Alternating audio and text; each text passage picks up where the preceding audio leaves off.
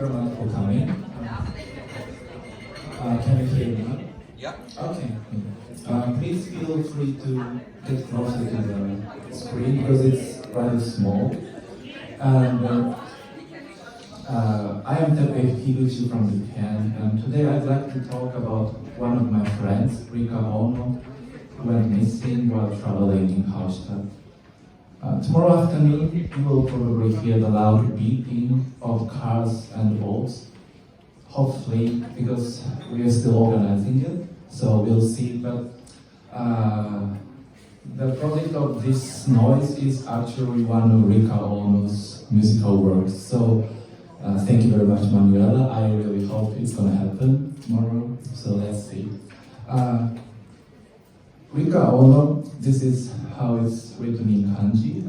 Rika Ono is an artist and was my classmate in the music school in Tokyo from 2013 to 2016. After finishing school, she went back to her hometown, Osaka. I never heard that she engaged in any musical activities after she graduated.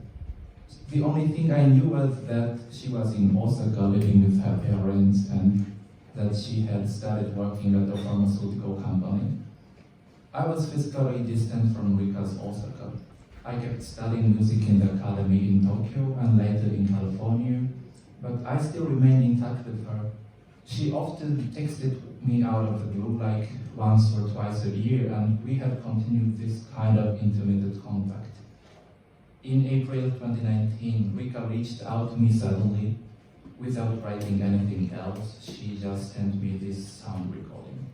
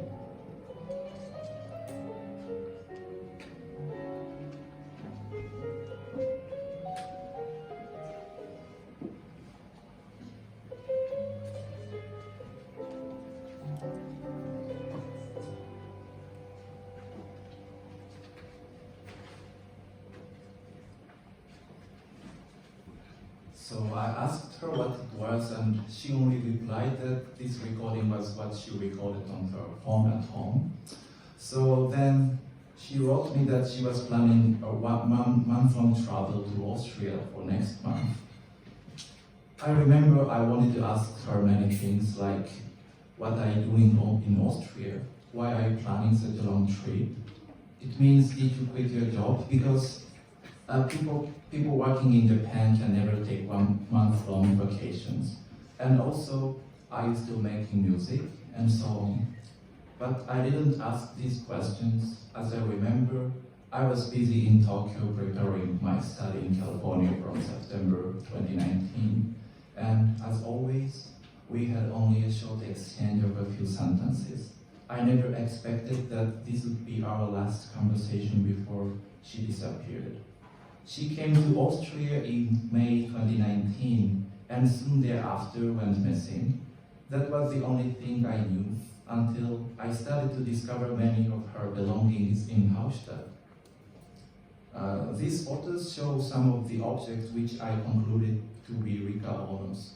You can see all of the found objects of hers in the exhibition room in the Schloss group, just there. And the most crucial finding was her notebook left in the pension source time. The notebook contained a musical score which was exactly the same as the sound recording which she sent me in April 2019, which I just played for you, and was titled Shvara Shvari. Shvara Shvari is the name of a character in her theater work called In the Land of Shvara Shvari, written in her notebook. She visited souvenir shops in Hallstatt and collected photos of puppets with her Polaroid. She imagined the play with these puppets. According to her notebook, this one is called Shvara Shvari, who's the lord of the land. This one is called Svivel, who's a superhero. This one is Shvari Shvara, a servant. This is Giraffe. This is Kuma and Tuna. And these unique figurations on the photos, according to her description, are the letters used in the land of Shvara Shvari. The letters are comprised of 3 elements, A, B, and C. I show you the original notebook on the left and my transcription on the right. Rika Ono writes in her notebook, a combination of these 3 elements, A, B, and C, may represent all kinds of relationship. Number 1, type. Number 2, contiguity. Number 3, isolated. And number 4, superimposed. And these are the examples. Ono continues, these letters combinations are open to interpretation. They may be interpreted as a signification of sound, as a phonetics. They could symbolically represent our views like in kanji as characters.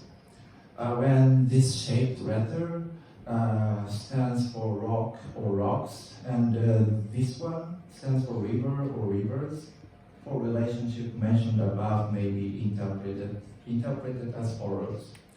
Number 1, tide. A boy picks up a rock and throws it into a river. Number 2, contiguity. You see a rock next to a river. Number 3, isolated. You focus on them separately. Number 4, superimposed. You see a river on a rock or a rock on a river. According to her notebook, her theater work in the land of Shvara Shvari begins with the overture for 1 to 10 car horns and boat signals, which you probably hear tomorrow afternoon. The overture consists of the sound of beeping of cars and boats divided into 3 movements. For example, Rika wrote the following instruction for the first movement of the overture. The train cues the horns and signals. Start beeping when the train comes into sight. Hold the sound until the train stops or disappears. After the loudest beeping of the overture, the first and second act of the theater are accompanied with the jazz music. Tomorrow, students from HTBLA Hallstatt Anna, Ben, and Tina, and my colleague Lena in Hauptstadt Air, and I will perform some parts from Rika Ono's theater work in the land of Shvarashvari. Act 1 consists of the leitmotifs of the characters. 6 music sheets from theme song titled 6 Characters in the Play. That is Shvarashvari, Zwiebel, Shvarishvara, Girafe, Kuma, and Tuna are put in Rika's notebook. Act 2 seems to be about the landscape. It begins with say, followed by an interview and dash time. Under the musical notes for dash time, Rika writes in her imaginary letter with the English translation as follows. Shvarashvari, Shvarishvara, Zwiebel, Kuma, and Tuna, they all go for a hike to dash time together. The last page of the second act is filled with the imaginary letters titled land/slide. It is still unclear how to read or perform this page, but guessing from the context, it seems that the characters in her play all die from the landslide. When I was scanning Rika's notebook, I found out that she actually tried to make new maps of Hallstatt with her invented letters. For example, this is the one from the first pages of her notebook. You can see the characters from the play in the castle surrounding the lake, which quite looks like the lake Hallstatt. This one is from another page. She writes in Japanese. ハルシュタットの地図を書き換える。キリン、ツビーベル、シバラ、シバリ、シバリ、シバラ、クマ、ツナたちの住むもう一つの世界を作ること。Translated to English, it would mean something like to relight the map of Hallstatt, make another world where Girafe, Zwiebel, Shvara, Shvari, Shvara, Kuma, and Tuna live. On another page with a map of Hallstatt as said again, she writes in German, in eine bessere Welt entwickelt. These acts of claiming the landscape to be mapped in another way, or of naming places in an alternative language, remind me of the one of a settlement, as Azaguyahu and Golan write. Beyond its being a taxonomic measure, the act of naming is often a demonstration of authority that entails the notion of appropriation. Naming is not a mere linguistic gesture, but often evinces specific power relations. Naming places is an aspect of exploration as well as of resettlement activities. I'm convinced that Rika Ono still continues this act of mapping somewhere in Hallstatt. As the photo shows, I found a rock in Echental on which Rika's letters are drawn.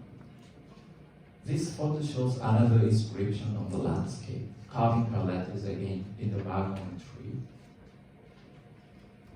I found her piece of cloth in the water, her sock in the forest, a tiny roll of string, a book, tape, a bill, a ticket, and so many things.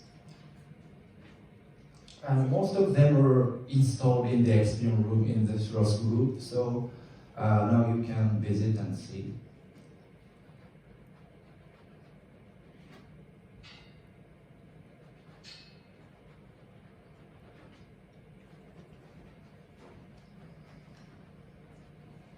I hope you can also help me to find Rika Ono's belongings in Hallstatt. When you come across something, please send me a photo of it with the description of the date and place. I believe in what Karnzenberg writes about place names.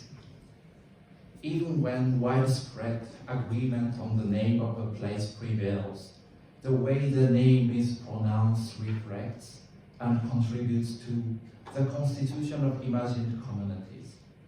So I wish to make a new map of Hallstatt with you, and I think that is what Rika Ono's project is about. So So here is my email address, so you can let me know when you find Rika Ono's found objects. Send me photos of them with dates and places specified. I also want to share my phone number.